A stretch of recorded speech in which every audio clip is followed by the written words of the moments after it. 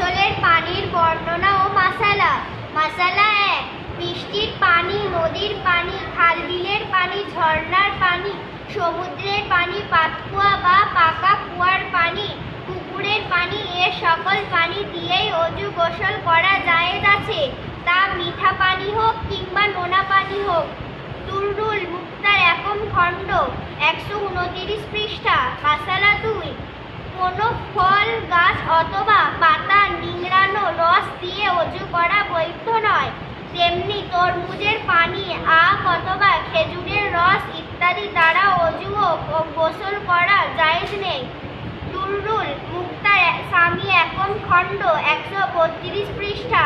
মাসালা 3। যে পানির সাথে অন্য কোনো বস্তু মিশে বা কোনো জিনিস পাক করায় এমন হয়েছে, এখন তাকে পানি বলা যায় না, বরং তার অন্য নাম হয়ে গেছে, এ ধরনের পানি দিয়ে অজু ও গোসল করা জায়েজ নেই।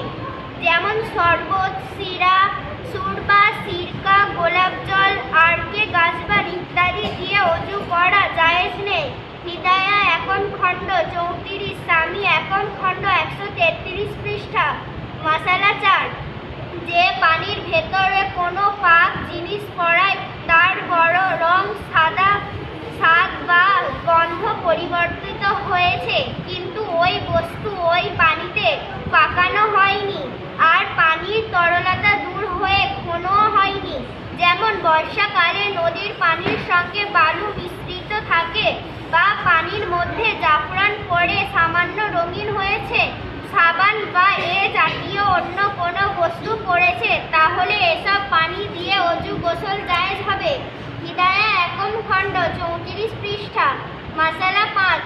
যদি কোনো বস্তু পানিতে সিদ্ধ করার কারণে পানির রং, স্বাদ বা গন্ধ পরিবর্তন হয়ে গেছে, সে পানি দিয়ে অজু গোসল জায়েজ হবে না, যদিও এ ধরনের কোনো জিনিস সিদ্ধ করে থাকে যা দ্বারা ময়লা পরিষ্কার করা হয় আর সে জিনিস সিদ্ধ করার কারণে পানি গাঢ় হয়নি, তাহলে সে পানি দ্বারা অজু গোসল জায়েজ আছে।